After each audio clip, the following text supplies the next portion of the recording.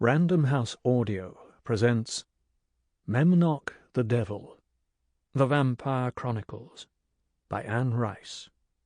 Read for you by Simon Vance. What God did not plan on. Sleep well, weep well, go to the deep well as often as possible, bring back the water, jostling and gleaming. God did not plan on consciousness developing so well. Well, tell him our pail is full and he can go to hell. Stan Rice, 24th June, 93. The Offering. To the somethingness which prevents the nothingness, like Homer's wild boar, from thrashing this way and that, its white tusks through human beings like crackling stalks, and to nothing less, I offer this suffering of my father. Stan Rice, 16th October, 93. Duet on Iberville Street. The man in black leather buying a rat to feed his python does not dwell on particulars. Any rat will do. While walking back from the pet store, I see a man in a hotel garage carving a swan in a block of ice with a chainsaw. Stan Rice, 30th January, 94. Prologue. Lestat here. You know who I am? Then skip the next few paragraphs. For those whom I have not met before, I want this to be love at first sight. Behold, your hero for the duration, a perfect imitation of a blond, blue-eyed, 6-foot Anglo-Saxon male, a vampire, and one of the strongest you'll ever encounter. My fangs are too small to be noticed unless I want them to be, but they're very sharp, and I cannot go for more than a few hours without wanting human blood.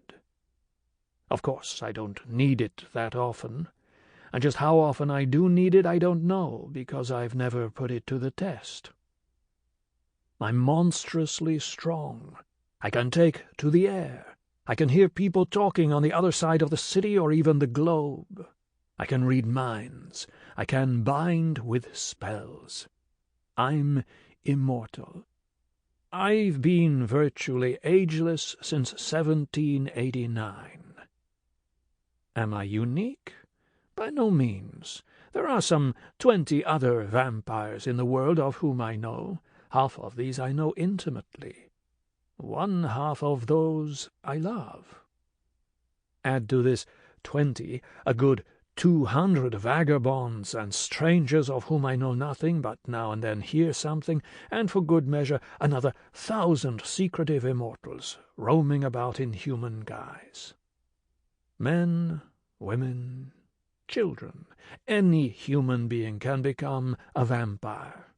All it takes is a vampire willing to bring you into it, to suck out most of your blood and then let you take it back mixed with his or her own.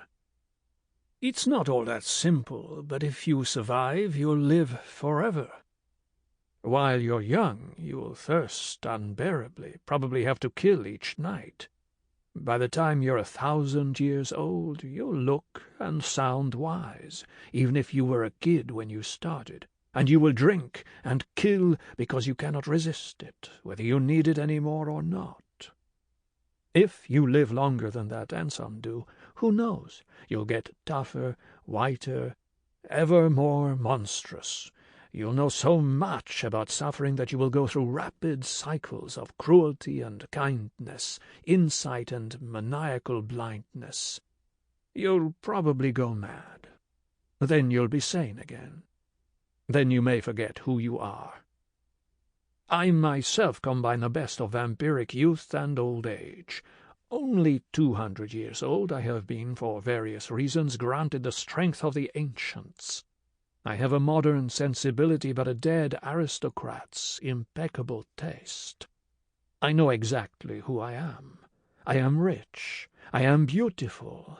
I can see my reflection in mirrors and in shop windows. I love to sit Sample complete. Ready to continue?